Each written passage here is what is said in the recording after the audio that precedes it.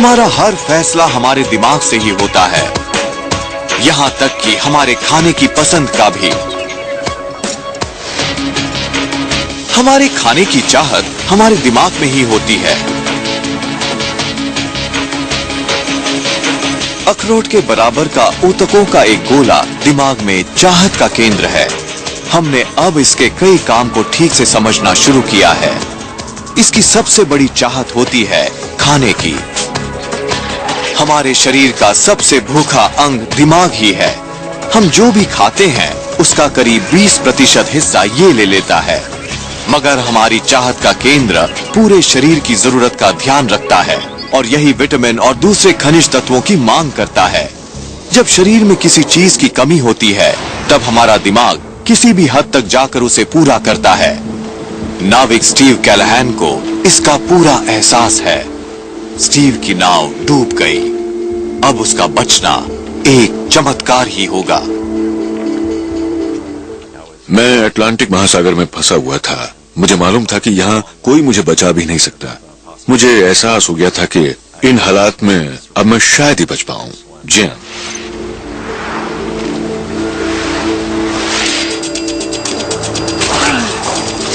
जब राशन खत्म हो गया तब स्टीव शिकारी बन गए। मछलियां काफी थीं, इसलिए वो भूखे तो नहीं रहते, मगर एक बड़ी समस्या थी। मछली में प्रोटीन तो काफी होता है, मगर उसके गोश्त में विटामिन और मिनरल नहीं होते। इससे इंसान के शरीर की जरूरतें नहीं पूरी होती। सिर्फ मछली का गोश्त खाकर स्टीव का शरीर ठीक से काम नहीं कर सकता था। वो थक कर पस्त हो जाता और उनकी जान निकल जाती। वो नहीं जानते थे कि इन मछलियों में वो चीजें भी हैं जिनकी जरूरत इनके शरीर को है, मगर वो सब उन हिस्सों में हैं जिन्हें वो फेंक रहे थे।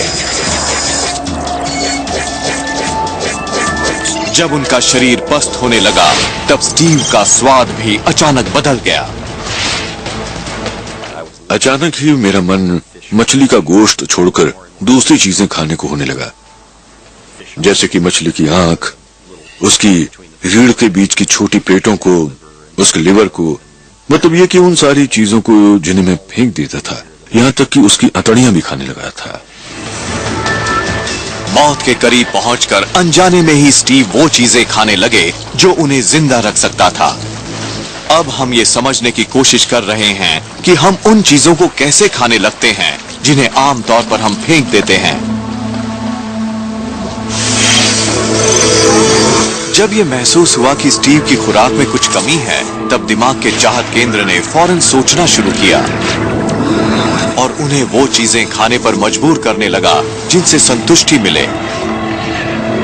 इसी की वजह से हमारे पूर्वज भी जिंदा रहने के लिए कुछ भी खाते थे और स्वाद को भूलकर अपनी खुराक में संतुलन बनाते थे।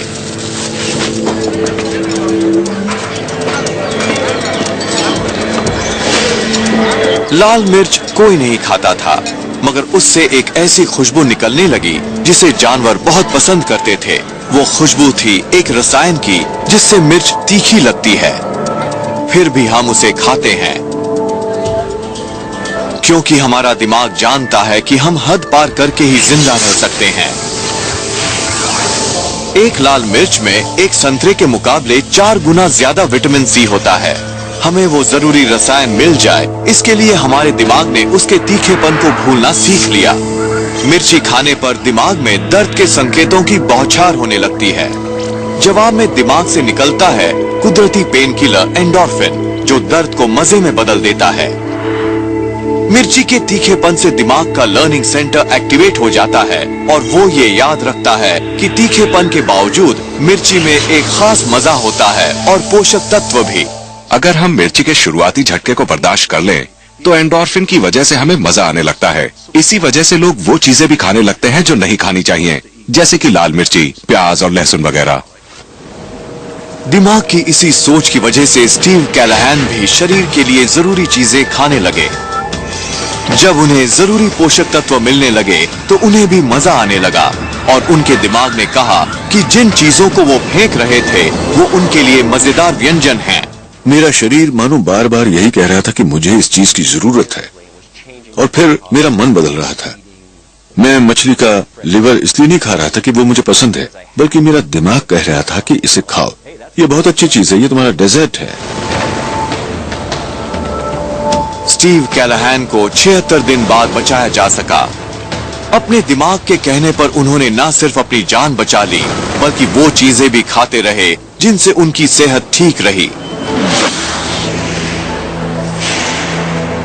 हमारे खाने पर हमारे दिमाग का नियंत्रण हमारी जिंदगी के लिए बड़ा अहम है। ये इतना शक्तिशाली है कि वैज्ञानिकों ने इसकी जांच इंसान की एक सबसे बड़ी चाहत पर की। दिमाग की हरकतों का जायजा लेने के लिए इन्होंने वॉलंटियरों के शरीर में इलेक्ट्रोड लगा दिए। फिर देखा कि हमारे दिमाग के प्लेजर सेंटर की प्रतिक्रिया तब कैसी होती है जब हम चॉकलेट खाते हैं या चूमते हैं। जब जोड़ों ने एक दूसरे को चूमा तब यकीनन प्लेजर सेंटर ने प्रतिक्रिया की थी, मगर चूमने पर वो प्रतिक्रिया नहीं मिली जो चॉकलेट खाने पर मिली थी। वो मजा ज्यादा बेहतर था और देर तक रहा भी। खाने के प्रति हमारे इस लगाव की एक बड़ी वजह हमारा विकास है। मानव इतिहास में हमेशा खाने की कमी रही है। इसी वजह से हम मौका मिलते ही खा लेते हैं और जिंदा रहने के लिए पोषक तत्व जमा कर लेते हैं। मगर जब खाना बिल्कुल नहीं रहता तब भी हमारा दिमाग प्रतिक्रिया करता है। दिमाग की गहराइयों में मौजूद हमारा चाहत केंद्र भूख से बचने के निर्देश देता है। कोशिकाओं के इस बंडल ने एक फ्रेंच गुफा खोजी की जान बचा ली थी। वो जमीन के नीचे एक दिन की खोज पर गए थे, मगर वो उनकी जिंदगी की सबसे बड़ी चुनौती बन गया था।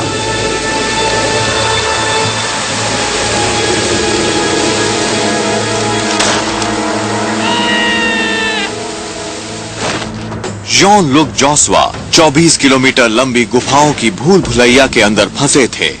वो ना तो बाहर जा सकते थे, ना ही उनके पास खाना था। वो समझ नहीं पा रहे थे कि इस मुसीबत से कैसे निपटें। मगर दिमाग के एक अचेत हिस्से ने एक अनोखी मशीन चला दी थी। इससे उनके शरीर के काम करने का ढंग ही बदल गया। ये काम कोई मशीन नहीं कर सकती थी, वो भी बिना ईंधन के। शायद इसी रणनीति में हम सबकी लंबी उम्र का राज छिपा है।